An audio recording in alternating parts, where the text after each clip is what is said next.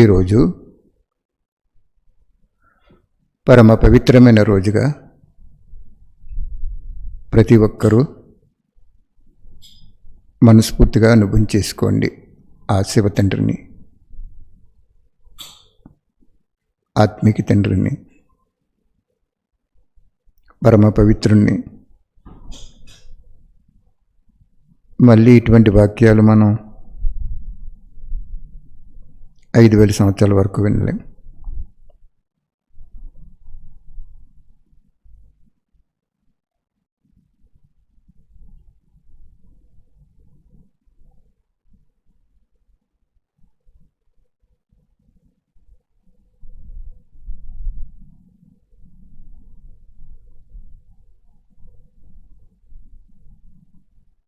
నేను శివపరమాత్ముని విద్యార్థిని.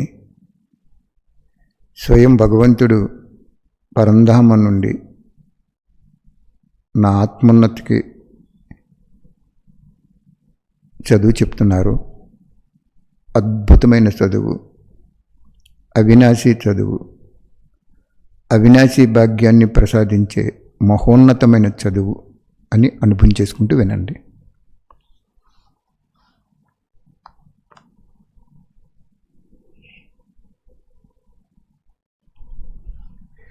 బాబా చెప్తున్నారు, మనకి ప్రజలు ఎవరు వస్తారు, భక్తులు ఎవరవుతారు. ఈరోజు మనకి విషయాలు బాబా క్లియర్గా చెప్తున్నారు.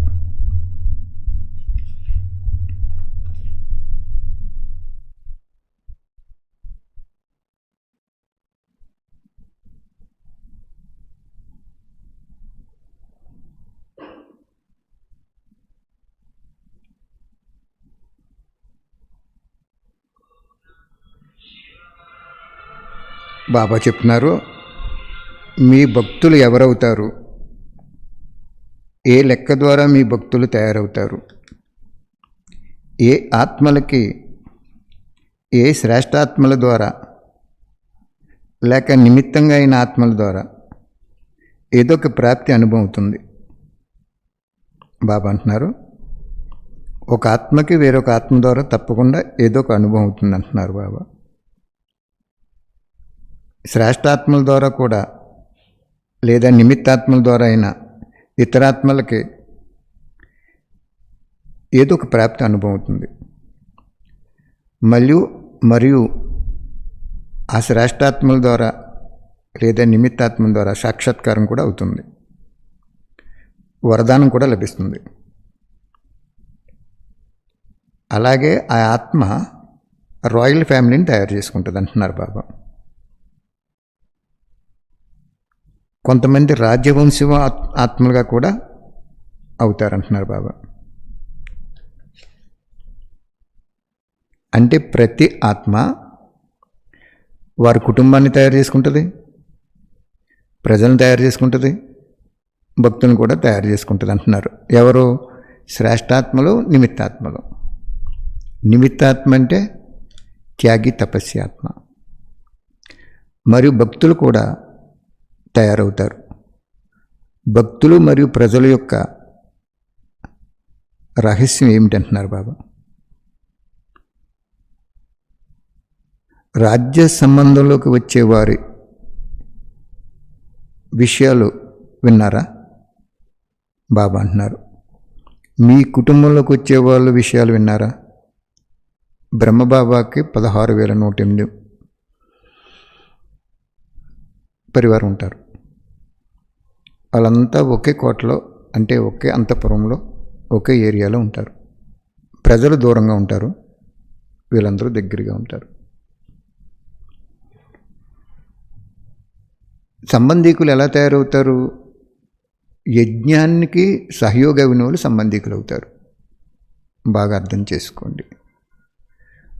శివపరమాత్ముడు వచ్చి రుద్ర జ్ఞాన యజ్ఞము, రుద్రుడంటే ఈశ్వరుడు, జ్ఞాన యజ్ఞాన్ని స్థాపించారు. ఆ యజ్ఞానికి ఎవరైతే సహయోగి అవుతారో, ఆ యజ్ఞంలో ఉన్న పరివారాన్ని చూడకుండా ఆ యజ్ఞాన్ని ముందుకు తీసుకెళ్తారో హృదయపూర్వకంగా, వాళ్ళు ఒకే కుటుంబంలోకి వచ్చేస్తారు.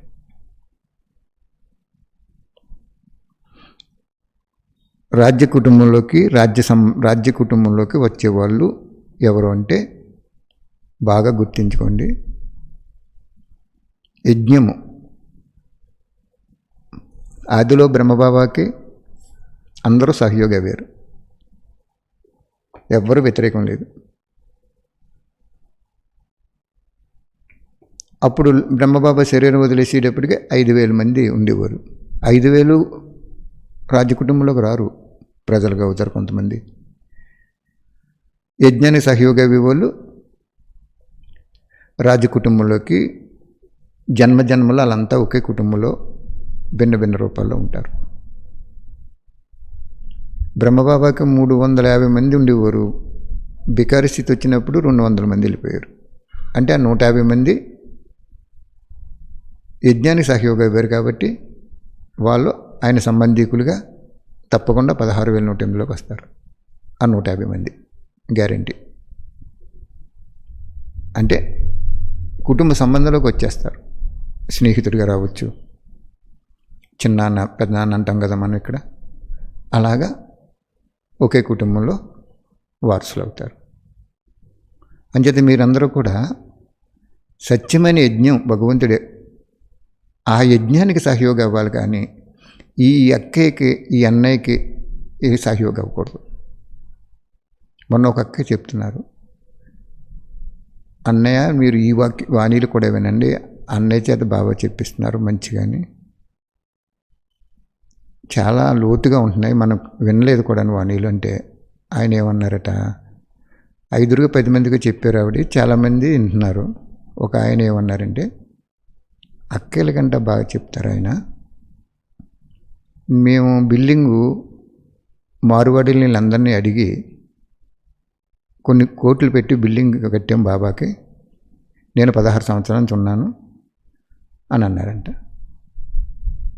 బిల్డింగ్లు కడితే రాజ్యభాగ్యంలోకి వచ్చేస్తారా? అసలు బయటని అడక్కోవద్దు అంటున్నాడు బాబా. బయటని అడుక్కోవాల్సిన పని లేదు. రాజు కొడుకు ఆ రాజ్యంలో అప్పు తీసుకున్నాడు అనుకోండి, రాజుకి ఎంత అవమానం అది. ఎందుకు చెప్తున్నాను ఈ రహస్యాలు, ఇటువంటి పరివారం కూడా ఉంటారని ఎందుకు చెప్తున్నాను అంటే, అటువంటి వాళ్ళు 2 సార్లు చెప్పారు అక్క, నాకు చాలా బాధ వేసింది అన్నయ్య, వినమంటే ఏం లేదు ఇదంటే. నేను అన్నాను, రాయల్ ఫ్యామిలీకి రాదు ఆత్మ, శ్రీమతం ప్రకారం ఏమీ నడవలేదు అక్కడ, వదిలేయండి. వాళ్ళు ఏ ప్రజలుగానో ఏదో వస్తారు, బాబా చూసుకుంటారు. నీ ఫ్యామిలీకి రారు. ఒకవేళ నీ ఫ్యామిలీకి వచ్చినా కూడా ద్వాపరయుగంలో ఇలాగ కలతలు ఉంటాయి, నీ మాట వినరు అని చెప్పేటప్పటికి బాగా ఫ్రీ అయిపోయింది ఆవిడ. అదే చెప్తున్నాడు ఇక్కడ బాబా. అక్కయ్య అన్నయ్యలకి వ్యక్తులకి సహయోగి అవుతూ బాబాని పెట్టుకుంటే రాజ్య కుటుంబంలోకి రాలేరు.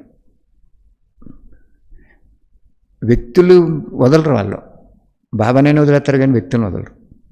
సత్యాన్ని గ్రహించే దివ్య బుద్ధి కూడా కుంటుపడిపోద్ది. Okay, next point. బాబా అంటున్నారు, ప్రజలు మరియు భక్తులకి తేడా ఏంటని అడుగుతున్నారు. అంచేత మీకు కూడా ఇటువంటి ఫేస్ చేస్తారు కాబట్టి చెప్తున్నాను నేను. ఆత్మను బట్టి ఆత్మ రాయల్ ఫ్యామిలీకి వస్తుందా, ప్రజల్లోకి వెళ్తుందా, భక్తిలోకి వెళ్తుందా, ఎన్నిసార్లు చెప్పినా ఈ సంస్కారం మార్చుకోవట్లేదు కదా అని మీకు నిర్ణయం అయిపోవాలి. అప్పుడు మీరు జాగ్రత్తగా ఉండాలి. రాయల్ ఫ్యామిలీలోకి వెళ్ళే ఆత్మతోటే స్నేహం చేయాలి. ప్రజలు మరియు భక్తులకి తేడా ఏమిటని అడుగుతున్నారు బాబా. ప్రజలు కేవలము ప్రజలుగా అయ్యే వాళ్ళు లక్షణాలు చెప్తున్నారు బాబా. కేవలం జ్ఞానము మరియు యోగము పురుషార్థము చేస్తారు. వారు సమీప సంబంధంలోకి రారు. అంటే జ్ఞానం వింటారు, యోగం కూడా చేస్తారు, పురుషార్థం కూడా చేస్తారు. వారు సమీపంలోకి రారంటున్నారు బాబా. ఏ సమీపంలోకి? రాయల్ ఫ్యామిలీలోకి రారు, 16,108లోకి రారు. కానీ దూర సంబంధంలో తప్పకుండా ఉంటారు. అంటే ప్రజలు. వారు మర్యాదపూర్వక జీవితం తయారు చేసుకోవటంలో శక్తిని అనుసరించి ఉంటారు. అంటే మర్యాదపూర్వకంగా నడుచుకోవటంలో వాళ్ళకి ఎంత శక్తి ఉందో అంత శక్తితోటి నడుస్తారు, కానీ సంపూర్ణమైన శక్తితో నడవలేరు అంటున్నారు బాబా. మిగిలిన సబ్జెక్టు ఏంటి? ధారణ. ఇంకోటి ఏంటి? సేవ, ఈశ్వరుడి సేవ. వీళ్ళలో కూడా యథాశక్తి సహయోగి అవుతారు, కానీ సఫలతామూర్తిగా అవ్వరు. అది అంటే ప్రజలుగా వాళ్ళు బాబా ఏం చెప్తున్నారు? జ్ఞానం ఉంటుంది వాళ్ళకి ఎంతో కొంత, యోగం కూడా ఉంటుంది, పురుషార్థం కూడా ఉంటుంది, అయినా ధారణ సేవ ఉండదు. ప్రస్తుతం అలా చెప్పారు. వాళ్ళు సమీప సంబంధంలోకి రారు, దూర సంబంధంలో తప్పకుండా ఉంటారు. మర్యాదపూర్వక జీవితము తయారు చేసుకోవడంలో యథాశక్తి ఉంటుంది, అంటే ఆ ఆత్మ ఎంత శక్తి ఉంటే అంతే.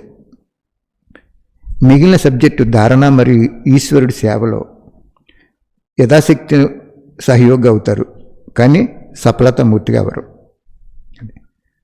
ఇప్పుడు చూడండి, దీనికి మీకు అర్థం అవ్వాలంటే ఎలాగంటే, ఓ బట్టి పెట్టారనుకోండి ఎవరైనా, ఆ సమయంలో ఏం చేస్తారంటే నాలుగు రకాలుగా సహయోగి అవుతారు. అయ్యో పరివారం వస్తున్నారు, వాళ్ళకి భోజనం పెట్టాలి, కాయగూరలు తెచ్చి ఒకళ్ళు ఇలాగ. అంటే యథాశక్తి. తర్వాత సమయ ప్రమాణంగా కూడా చేస్తారు, నిరంతరం చేయరు వాళ్ళు. అది అక్కడ బాబా చెప్పే పాయింట్. అందుకే మిమ్మల్ని నేను ఏమంటున్నాను, రోజు కూడా ఒక డిబ్బీ పెట్టుకుని రోజు ఒక గుప్పిడి బియ్యం కానీ లేకపోతే ఎంతో కొంత డబ్బులు తీసుకోండి అంటున్నాను నేను. రోజు తీసుకోవడంలో ప్రేమ పెరుగుతుంది. ఒకసారి ఒక బట్టీలో రైస్ తెచ్చుకొచ్చారు ఒక అన్నయ్య, ఒక 4-5 బస్తాలు మంచి. అప్పుడు చెప్పారు బాబా నాకు, ఈ ఆత్మ ఎందుకు తీసుకొచ్చారో తెలుసా నీకు అన్నారు. ఏమో బాబా అన్నాను. ఇక్కడ పరివారం అది ఎక్కువ వస్తారు కాబట్టి పరమాత్మ యజ్ఞం కంట ఈ పరివారం అందరూ కూడా తృప్తిగా ఉండాలని తీసుకొచ్చారు. అదే పరమాత్మ కావాలన్నప్పుడు నిరంతరం సహయోగం అవుతుంది యజ్ఞానికి. అర్థమవుతుందా?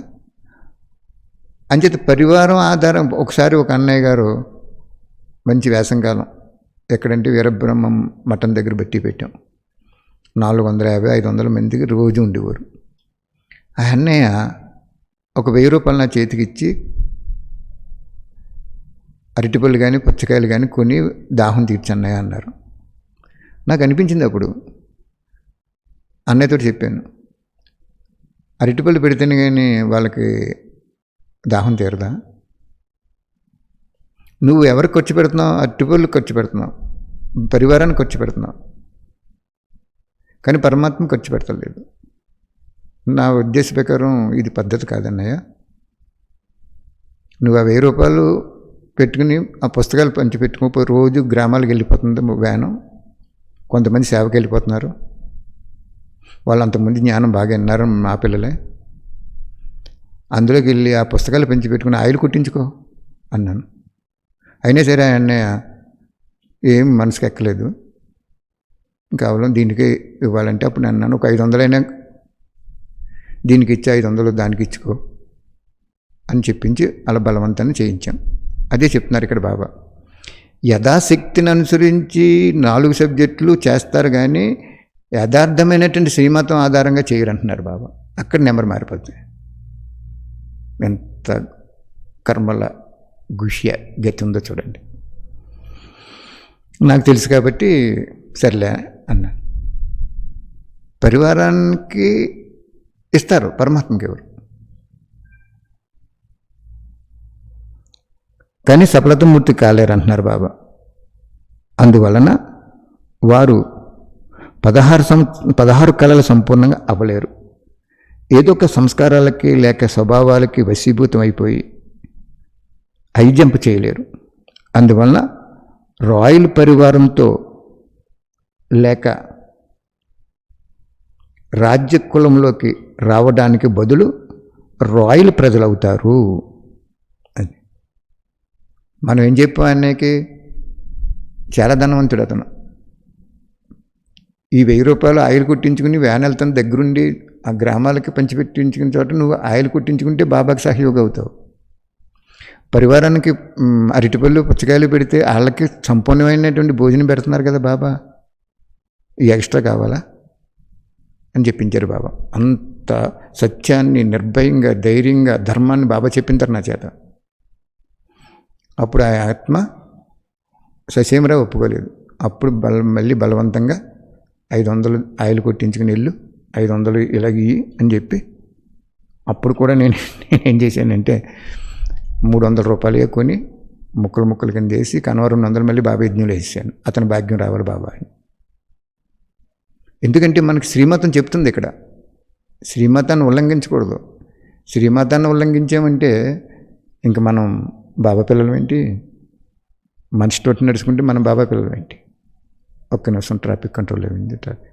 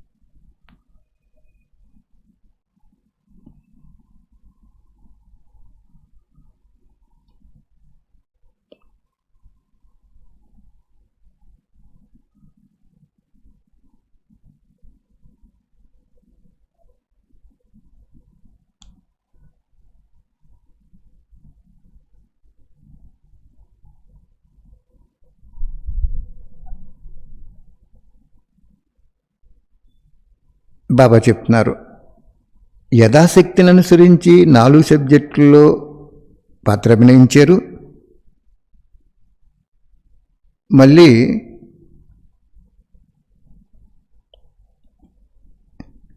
పురుషార్థం కూడా చేశారు. కానీ సంపూర్ణంగా చేయలేని కారణంగా సఫలత మూర్తి అవ్వలేరు, సఫలత పొందలేదు. వాళ్ళు సంపూర్ణ తపస్సు మూర్తి అవ్వలేదు. ఇప్పుడు మనం ఏదైనా ఊరు వెళ్ళాలన్నప్పుడు మోటార్ సైకిల్లో 1 లీటర్ పెట్రోల్ కొట్టించుకుంటే 50 కిలోమీటర్లు వస్తుంది అనుకోండి. లీటర్ పెట్రోల్ కొట్టించడానికి డబ్బులు లేనప్పుడు తక్కువ కొట్టించామనుకోండి, గమ్యం ఎలా చేరతామా చెప్పండి. 50 కిలోమీటర్లు వెళ్ళాలి, 1 లీటరు 80 రూపాయలు ఉంది, జేబులో 40 రూపాయలు ఉంది. 40 రూపాయలు పెట్రోల్ కొట్టించాము, 80 కిలోమీటర్లు వెళ్ళాలంటే ఎలాగెళ్తుంది? అది వెళ్తే అప్పనే చేసుకోవాలి. అలాగే బాబా ఇక్కడ సంపూర్ణంగా సమర్పణ అయిపోయినటువంటి ఆత్మలు రాయల్ ఫ్యామిలీలోకి వస్తారు. అంటే 4 సబ్జెక్టులు అవ్వాలా అనేది వేరే వాణి ఉంది, తర్వాత చాలా బాగుంటుంది, తర్వాత చెప్తాను. అంచేత ఇక్కడ బాబా ఏమంటున్నాడంటే, ప్రజలుగా ఎవరవుతారు అంటే మీకు 4 సబ్జెక్టులో యథాశక్తిని అనుసరించి చేస్తారు. పురుషార్థం కూడా అంతే. ఉదాహరణ చెప్పాను కదా, మీకు అర్థమవుతుందని. అంచేత బాబా అంటున్నారు, రాజ్య కుటుంబంలోకి రావటానికి బదులు రాయల్ ప్రజలు అవుతారు. ప్రజలు ఎక్కడ ఉంటారు?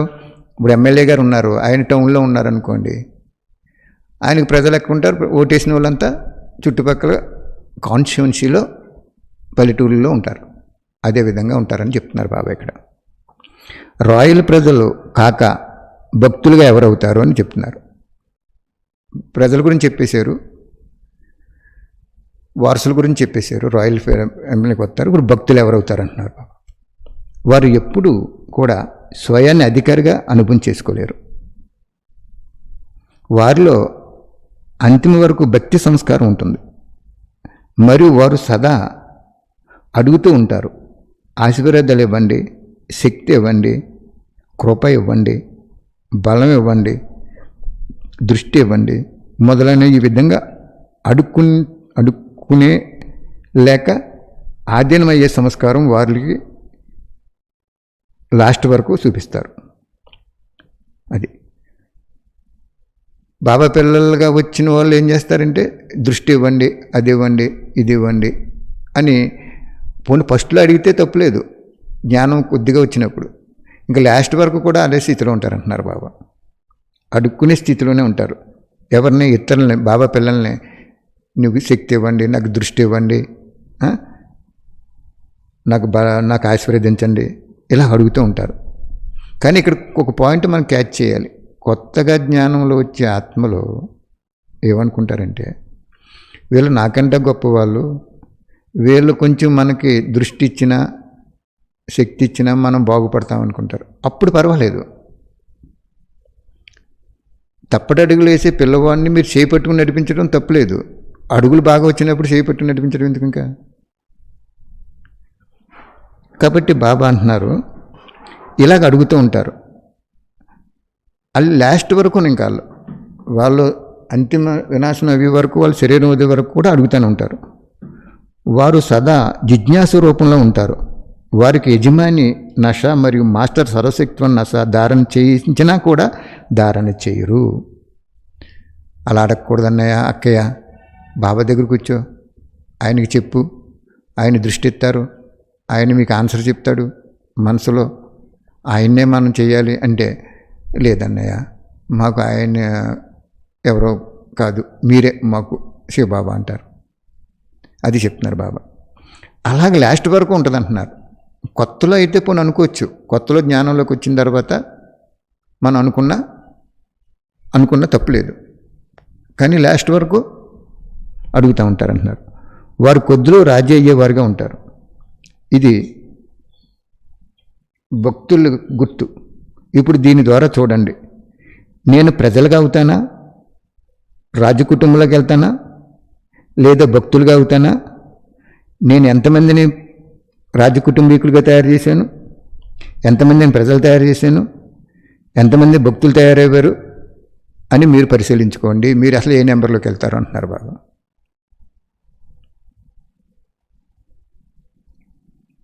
భక్తులు ఎప్పుడు కూడా డైరెక్ట్ బాబా యొక్క కనెక్షన్లో వచ్చే శక్తి ఉండదు. అది ఇప్పుడు మీకు మౌంట్ ఆబులో పీస్ పార్క్ నుంచి మౌంట్ ఆబు కింద వరకు క్యూ ఉంటుంది, తర్వాత బాంబే వరకు కూడా క్యూ ఉంటుంది అన్నారు. ఆ క్యూలో ఎవరుంటారు?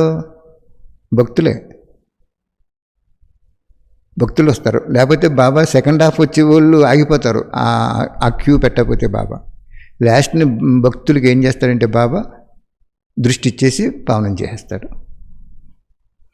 వారు సదా ఆత్మ యొక్క సంబంధంలోనే సంతుష్టం అవుతారు. వారు మాటికి ఇదే మాట్లాడతారు, మీరే మాకు అన్నీ. మీ దగ్గర ఈ విధమైన భక్తులు కూడా వస్తారు. అది బాబా గురించి మనం దగ్గర చేద్దామన్నా చేరరు.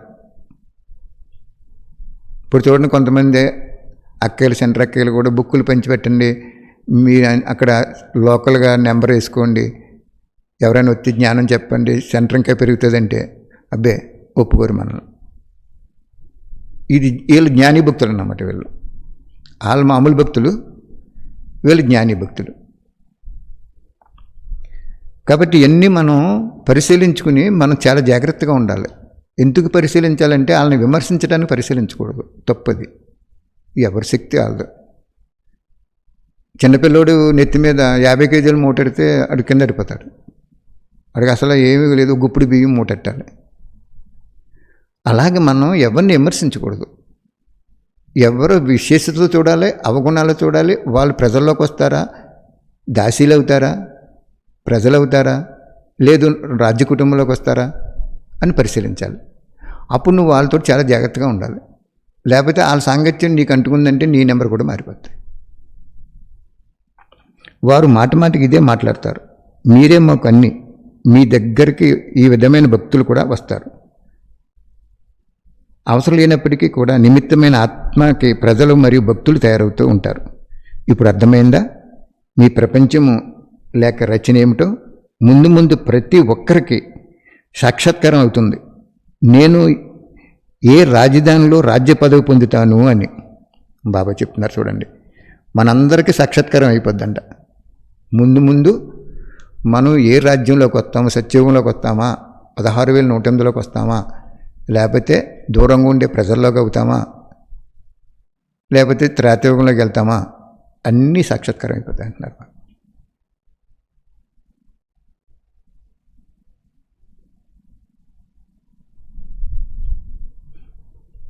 ఇటువంటి జ్ఞానము ఎవరైనా చెప్పారా మనకి జీవితంలో? మరి ఇటువంటి జ్ఞానం పరవశించిపోయి పరితపించి పరమాత్మలో లీనమైపోయేంత స్టేజ్ ఉండాలి మనకి. మనం ఎప్పుడు కూడా మౌనంగా ఒక చోట కూర్చుని ఇటువంటి పాయింట్లన్నీ మననం చేసుకుంటుంటే మన నయనాల్లోంచి ఒక అద్భుతమైన కాంతి కిరణాలు ఇతరులకు కనపడిపోతాయి. మీరు సెంటు రాసుకున్నారు, ఆతల వాళ్ళు రాసుకోలేదు, మీ దగ్గరికి వచ్చారు, సెంటు వాసన వచ్చేస్తుంది. అలాగే మీరు నేను అదే చెప్తున్నాను, అంతర్ముఖిగా అయ్యి ఈ మహావాక్యాల్ని మీరు మననం చేసుకుంటే మీలో శక్తి పెరిగిపోతుంది. అది చెప్తున్నారు బాబా ఇక్కడ. అంతిమంలో మీరు ఏ మాల్లో పోసవుతారో, ఏ రాజధానిలో ఏమవుతారో అన్నీ కూడా మీకు మీరే సాక్షాత్కారం చేసుకుంటారు, చేస్తారు కూడా బాబా. అప్పుడు పశ్చాత్తాపడద్దు ఆత్మ. అప్పటి వరకు పశ్చాత్తాపడదు.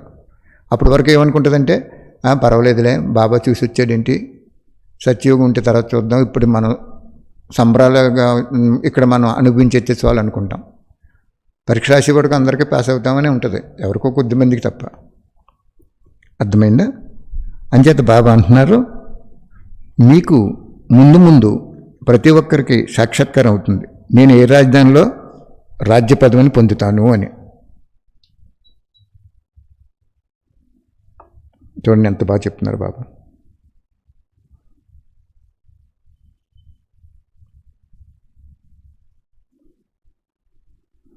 ఇప్పుడు మీరు పరిశీలించుకోండి, నేను రాజ్యభాగ్యంలోకి వస్తానా, ప్రజల్లోకి వస్తానా, భక్తుల్లో అవుతానా? ఇంకా కొన్ని చెప్పలేదు బాబా. దాసి అవేవాళ్ళు కూడా ఉంటారు. దాసి అవేవాళ్ళు ఎవరు? బాబా ఖజానాలన్నీ దాచేసుకుంటారు స్వయం కోసం, దాచుకునే గుణం. విశ్వమహారాజు ఎవరు అవుతారు? తనకున్నది బాబా పేరు మీద వచ్చేవన్నీ కూడా విశ్వ కళ్యాణానికి ఉపయోగించి విశాల హృదయంలో ఉంటారు. వాళ్ళు విశ్వమహారాజు కుటుంబంలోకి వెళ్తారు, విశ్వమహారాజులు కూడా అవుతారు.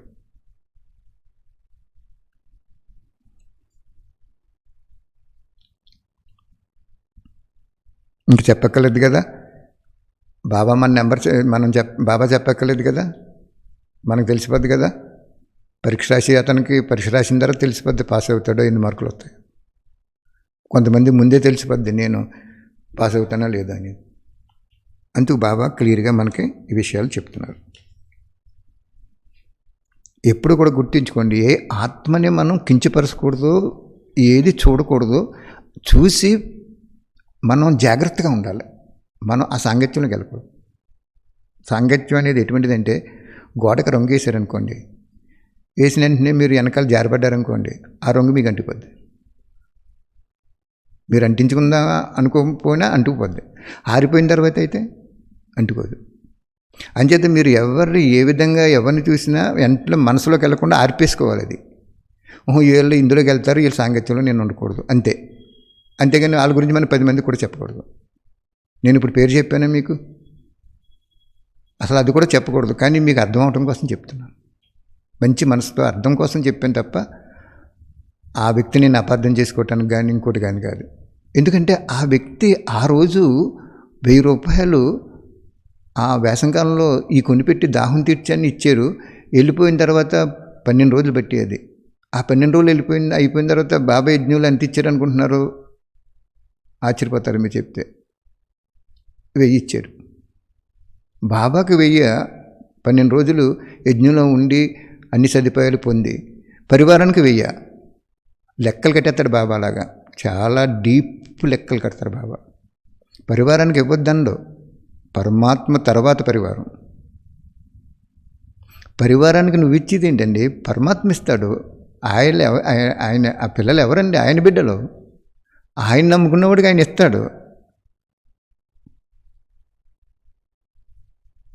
అంచేత నువ్వెవరు పరివారానికి మీద జాలి చూపించాలని పని నీకేం పట్టింది?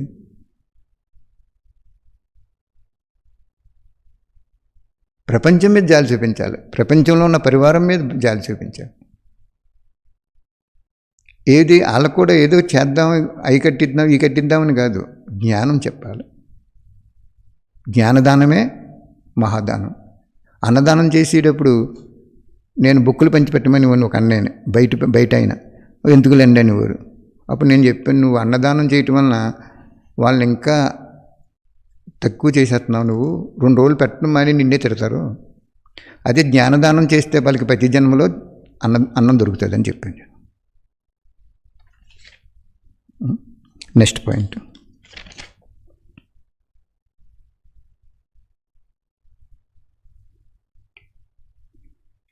కాబట్టి మన చేతుల్లోనే ఉంది ప్రజలుగా అవ్వాలన్నా ఏమవ్వాలన్నా. అంచేతే బాగా అటెన్షన్ తీసుకోండి, మీ పురుషార్థంపై సంపూర్ణ పురుషార్థం చేయండి, సంపూర్ణ సఫలతామూర్తిగా అవ్వండి, సంపూర్ణంగా 4 సబ్జెక్టుల్లో కూడా ఎక్కువ ప్రేమను చూపించండి, మనస్ఫూర్తిగా చేయండి అంటారు. బాబా ఏమంటాడు, 16,108 మార్కులకు వచ్చే వాళ్ళలో కూడా 16,000 వచ్చే వాళ్ళకి కూడా ఓ సబ్జెక్టు ఫెయిల్ అయిపోద్ది, అయినా వచ్చేస్తారంటారు. అక్కడ వాణి వేరు, అన్ని తర్వాత చెప్తాను. ఇక్కడ మాత్రం 4 సబ్జెక్టుల్లో కూడా సంపూర్ణ స్థితిని రప్పించుకోండి అంటున్నారు బాబా. Next point. ఏ సమయంలోనైనా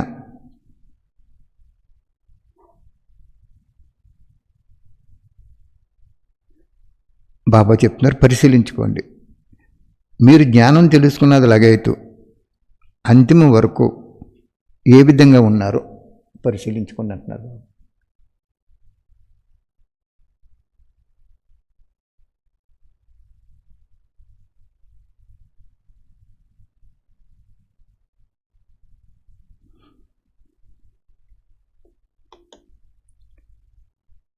ఏ సమయంలోనైనా ఒకవేళ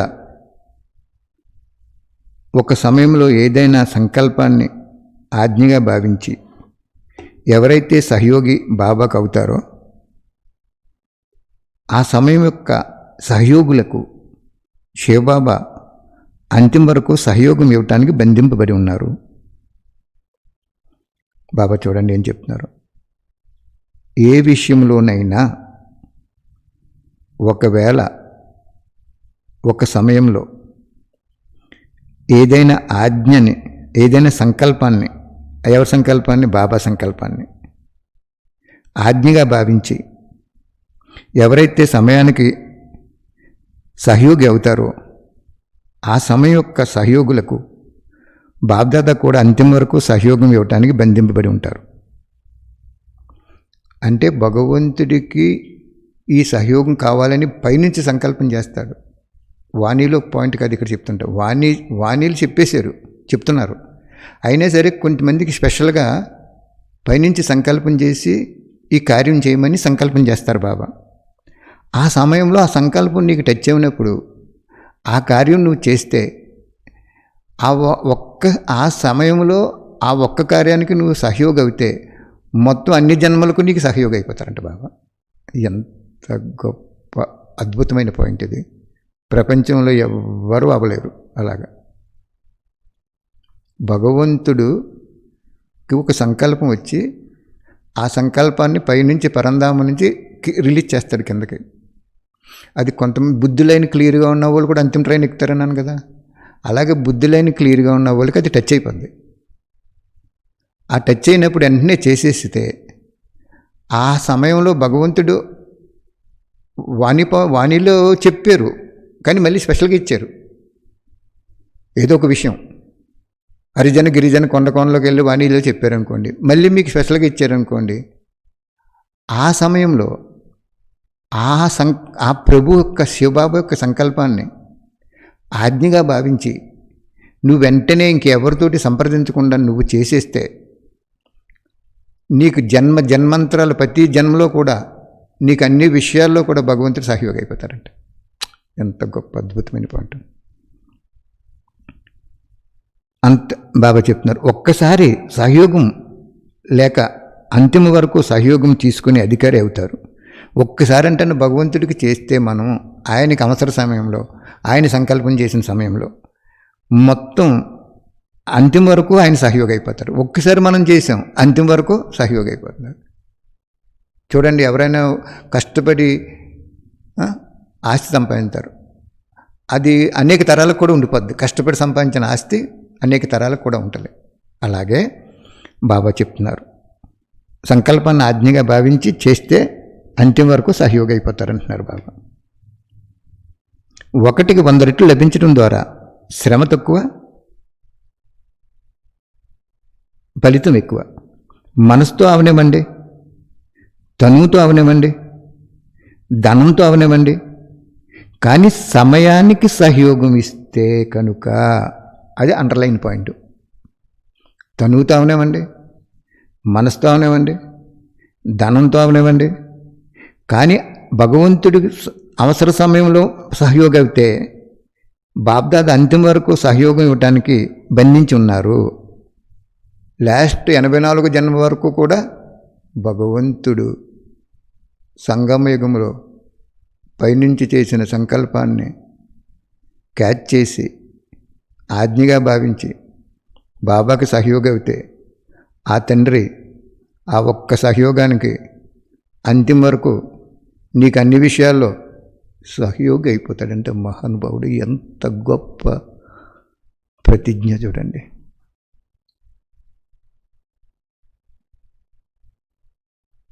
అనుభవం చేసుకోండి. ఈ విధంగా ఒకవేళ ఎవరైనా ఒక్కసారి అయినా జీవితంలో, వాళ్ళ జీవితంలో శివబాబా కార్యంలో సహయోగం చేస్తే కనుక అంతిమ వరకు బాబ్దాదా సహయోగిగా ఉంటారు. ఇది ఒక అతి సూక్ష్మమైన లెక్క అన్నారు బాబా. అందుకే నేను అదే చెప్తున్నాను, మీ కుటుంబ సభ్యులు ఎవరిని జ్ఞానంలో లేకపోయినా వదిలేయకండి. ధనమైనా సరే, బాబు నాన్న ఒక ఎంతో కొంత డిబ్బి, మీ ఇంటి దగ్గరే డిబ్బి ఎందుకు పెట్టుకోమంటున్నాను, అది మీకు జ్ఞాపకం చేస్తుంది అందులో డబ్బులు ఏమని. మీ ఇల్లు శివాలయం చేసుకోండి, వేసినప్పుడు డబ్బులు వేసారు వాళ్ళు. అదేగా చెప్తున్నారు, తనువుతోటైనా మనసుతోటైనా ధనంతోటైనా ఆయనకి అవసర సమయంలో సహయోగం అయితే అంతిమ వరకు నేను సహయోగం అవుతాను అంటున్నాడు. ధనం ఇచ్చారనుకోండి, వాళ్ళకి ధనంతో సహయోగం అయిపోతాడు. ఏం చేతంటే వాళ్ళు జ్ఞానంలో లేరు కానీ ధనం ఇచ్చారు. మనం జ్ఞానంలో ఉండి ఒకటే సహయోగం చేసినా మనకు అన్నీ ఇస్తాడు. మళ్ళీ ఇక్కడ కొంచెం వేరియేషన్ ఉంటుంది. అది బాబా అంటున్నారు, ఒక సూక్ష్మ లెక్క అంటున్నారు. దీనికి మీకు ఉదాహరణ చెప్తాను. ఒకసారి ఒక అన్నయ్య గారు అవ్యక్తవాణిలు ప్రింట్ చేయాలని ఆయనకి నేను జ్ఞానంలో రాకముందే సంకల్పం వచ్చింది. నేను 89లో వచ్చాను, ఇంకా ముందు ఆయనకి 82లోనే ఎప్పుడు వచ్చారు ఆయన జ్ఞానంలో, 85లోనో 85, అప్పుడే 35 సంవత్సరాలు అయిపోయింది. అప్పుడు బాబా పైనుంచి సంకల్పం చేశాడన్నమాట. ఎలాగా హెడ్ ఆఫీసు వాళ్ళు ఈ వాణీలు ఇవ్వట్లేదు, ఎవరైనా కుట్టిందే బాగుండని ఆయనకుంది మహానుభావుడికి. అదంతా చాలా డీప్గా ఉంటుంది. అది సింపుల్గా చెప్తున్నాను. ఆయనకి ఈ వాణీలు కొట్టించట్లేదు, ఎవరు కొట్టించట్లేదు, హిందీ ఇస్తున్నారు, అసలు అవ్యక్త వాణీలు ఇవ్వట్లేదు అని ఆయనకి మనసులో ఉంది. ఆయన ఎందుకు గుప్తంగా ఉన్నాడో కూడా చాలా ట్రేడ్ సీక్రెట్స్ ఉంటాయి అన్నీ. కాబట్టి ఆయన ఏం చేశాడు, అవ్యక్తవాణిని ప్రింట్ చేయాలని సంకల్పం రిలీజ్ చేశాడు అన్నమాట ఆయన.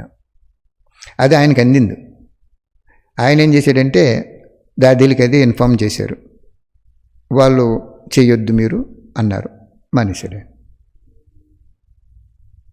ఆయనకి నాకు ఒక 7-8 సంవత్సరాల డిఫరెన్స్లో మళ్ళీ ఆ సంకల్పాలు రిలీజ్ చేస్తాను ఉంటాడు బాబా పైనుంచి. నాకు అందింది అది.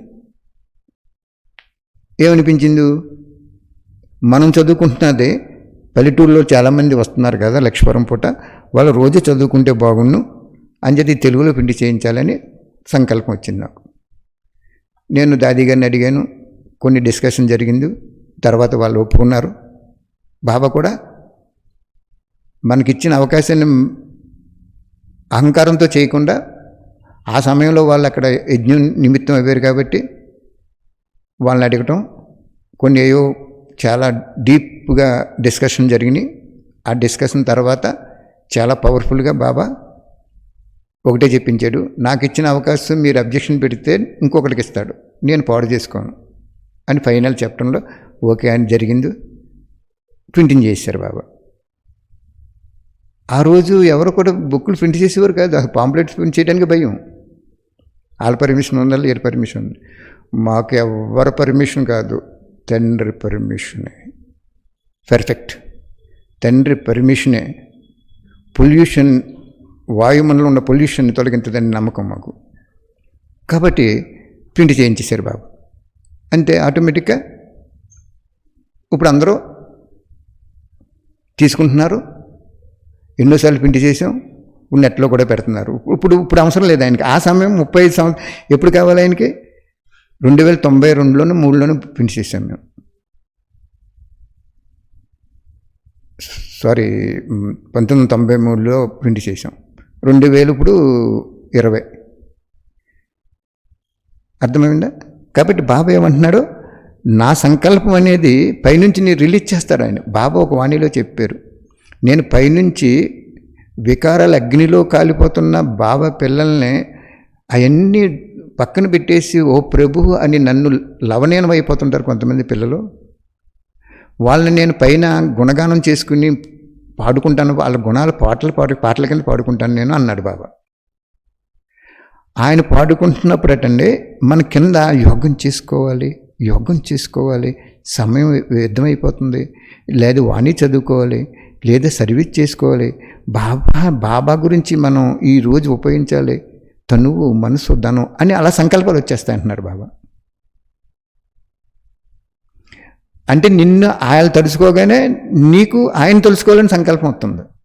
మరి కొంతమందికి ఎందుకు రావట్లేదంటే ఆయన వీళ్ళని తెలుసుకోవట్లేదు. ఏం చేద్దంటే ఎన్నిసార్లు వాణిలో చెప్పినా చేయట్లేదు, వీళ్ళు సంకల్పం చెప్పినా చేయట్లేదని ఇంక మనం తెలుసుకోడు ఆయన.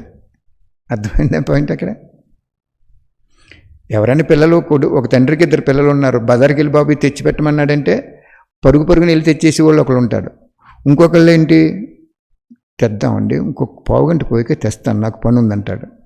అంటే ఇటు ఎస్కేప్ అయిపోతాడన్నమాట. రాను ఏం చేస్తాడో తండ్రి, చేసేవాడికే చెప్తాడు తప్ప చేయనుడికి చెప్పడు. అలాగే బాబా ఏమంటున్నారు, ఆజ్ఞ ద్వారా చేసుకోవాలంటున్నాడు. మరి ఏం జరిగింది?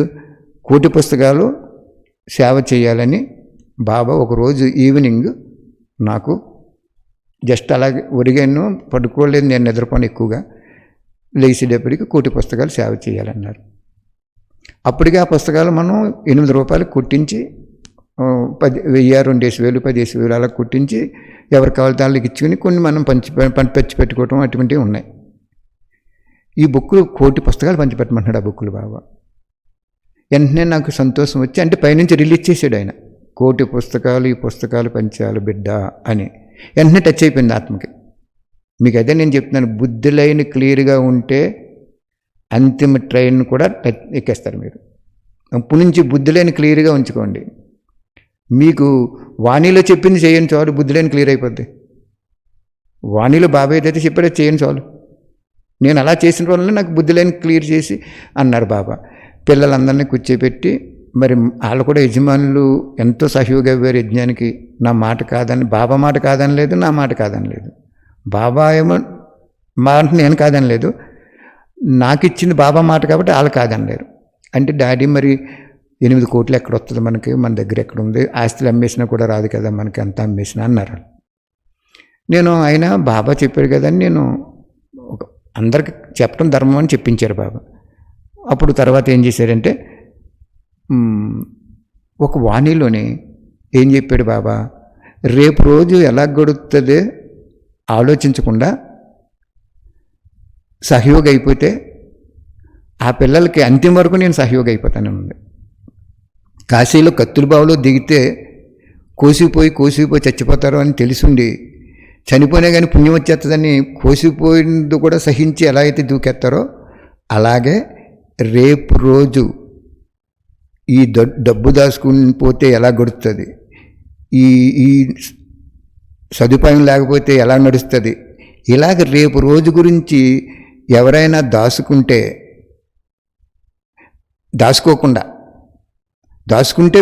మామూలు వాళ్ళు, దాచుకోకుండా రేపు రోజు ఎలా గడుతుందని ఆలోచించకుండా అన్ని ఖజానాలు, సాధనాలు, మనసు, బుద్ధి, సంస్కారం ఇవన్నీ కూడా ధనం అర్పణ చేస్తే వాళ్ళకి నేను సహయోగి అయిపోతాను అంతిమ వరకు అన్నాడు. అప్పుడు నేను మాకు స్థలం ఇచ్చారు బాబా, ఎవరి డబ్బు కాదు, మేము తక్కువ కొనుక్కున్నది, ఎక్కువ డబ్బులు వచ్చినాయి. అప్పులై తీర్చుకుని మేము 5 లక్షలు బ్యాంకులో వేసుకున్నాం. సంవత్సరానికి 8,600 వచ్చింది. దాంతో భోంచేసేవాళ్ళం. ఏం చేసి బ్రాహ్మణ పరివారంలో కూడా మనం తినకూడదని భగవంతుడు ఇచ్చాడు. 500 కొన్నది 2,000 3,000కి అమ్మించారు బాబా. ఆ డబ్బుని వేసుకుని నేను పిల్లలతో ఏం చెప్పానంటే, అమ్మ నాకు వయసు పెద్దదవుతుంది కదా, మీకు ధనం లోటు లేదు, బిల్డింగులు బాబా ఇచ్చారు, బాబా స్మృతిలో ఉంచుకోండి, పెళ్ళిళ్ళు అవి చేసుకోలేదు కాబట్టి బాబానే పెళ్లి చేసుకున్నారు కాబట్టి అన్నీ సంకల్పం చేసుకున్నాను నేను మనసులో. ఎప్పుడైతే చెప్పాడో నాకేమనిపించింది, ఆ డబ్బులు తీసేద్దాం 5 లక్షలు అని పిల్లలతో చెప్పేటప్పటికి వాళ్ళు ఎప్పుడూ కూడా భగవంతుడు సెలెక్ట్ చేసుకున్న పిల్లలు కాబట్టి నేను గొప్ప చెప్పట్లేదు, మీరు బాబా పిల్లలే, మిమ్మల్ని కూడా సెలెక్ట్ చేసుకున్నాడు, మీరు కూడా ఆ స్టేజ్లో రావటం కోసం నా చేత చెప్పించున్నాడు. వీళ్ళే నా పిల్లలు కాదు, మీరందరూ నా సోదరులు. వాళ్ళు ఏం చేశారంటే ఓకే డాడీ అన్నారు, వెళ్ళిపోయాం, తీసేసాం అమౌంట్, పట్టుకున్నాం 5 లక్షలు పట్టుకుని విజయవాడ వెళ్ళేటప్పటికి ఆయన క్రిస్టియన్, ఆయన ఏమన్నారంటే, బాబు ఇది సంగతి అంటే, యెహోవా నన్ను నా దగ్గర పంపించుంటాడండి మిమ్మల్ని, అంచేది 8 రూపాయల బుక్ని 6 రూపాయల్లో తీసుకొచ్చేలాగా నేను ప్లాన్ చేస్తాను, నేను కూడా తక్కువ ప్రింటింగ్ ఇస్తాను, నేను మెడ్రాస్ నుంచి పేపర్ తెప్పింటాను అని చెప్పేసి ఆయన ఏం చేశారంటే, 5 లక్షలు మాకు ఇచ్చేయండి, మీకు 6 రూపాయల్లో బుక్ తయారు చేసేస్తాను అని చెప్పేసి ఇంకో 1,00,000 రూపాయలు అరువు పెట్టేసి ఆ బుక్కులు ప్రింట్ చేసాడు. చూసారా, రేపు రోజు ఎలా గుర్తుందని మనం ఆలోచించకుండా ఉండటం వల్ల అక్కడ మళ్ళీ 1,00,000 రూపాయలు కూడా వచ్చేసింది. ఈరోజు అది ఆయన సంకల్పాన్ని ఆజ్ఞగా భావించి ఆ డబ్బును కూడా తీసేసి రేపు రోజు ఎలా గడుస్తుందో, మాకు నెల వచ్చేటప్పటికి 30,000 ఖర్చు ఉంటుంది, కరెంట్ అయితే భోజనాలకైతే, ఎలా ఖర్చు అవుతుందని ఆలోచించకుండా 1 రూపాయి కూడా ఉంచకుండా తీసేసి బాబా ఖర్చు పెట్టేసేటప్పటికి అక్కడ 1,00,000 రూపాయలు ఆయన మీరు ఇద్దరు కానీ పర్వాలేదని చెప్పేసి ప్రింట్ చేసి ఇచ్చేసాడు. అది ఈరోజు 50 లక్షల బుక్లు ప్రింట్ అయిపోయినాయి. 50 లక్షలు పంచిపెట్టేసాం, ఏమాత్రం కొంచెం తక్కువగా ఇంకో 10-15 లక్షలకు సరిపడా సదుపాయాలు అన్నీ ఉన్నాయి. ఇక్కడ లోటు లేదు. రేపు వచ్చే అన్ని జన్మల్లో కూడా అన్ని రంగాల్లో, ఆరోగ్యంలో, ఆనందంలో, ఆప్యాయతలో, అనురాగంలో, ప్రేమలో, ధనంలో, గృహాల్లో, వస్తు వైభవాల్లో భగవంతుడు స్వయంగా బలైపోయి మనకు అన్ని సదుపాయాలు ఇచ్చేస్తానంటున్నాడు మహానుభావుడు. ఈ ఒక్క జన్మలో 5 లక్షలు తీసేసి రేపు 5 రూపాయలు కూడా వద్దులే బాబా, రేపు నువ్వే పెడతావు, అడవిలో ఉన్నటువంటి జీవరాశులకి, సముద్రంలో ఉన్న జీవరాశులకి ఆహారం పెడుతున్నావు, మాకు పెట్టవా తండ్రి అని మనసు ఉప్పొంగిపోయి చేసిన పనికి ఈరోజు 50 లక్షల బుక్కులు పంచిపెడతాం జరిగింది. మీ అందరూ అదృష్టవంతులు అయిపోయారు, మీ అందరూ షేర్ హోల్డర్స్ అయిపోయారు. అందులో ఒక్క ఆత్మని బలి చేయటంలో ఎన్ని ఆత్మలు భాగ్యం తయారైపోయినాయి. ఒక కోటీశ్వరుడు ఒక ఫ్యాక్టరీ పెట్టినప్పుడు ఎంతమంది షేర్స్ అందులో పెట్టుకోవచ్చు. కాబట్టి ఈరోజు చాలా మంచి వాణి చెప్పించాడు బాబా, అనుభవం చేసుకోండి.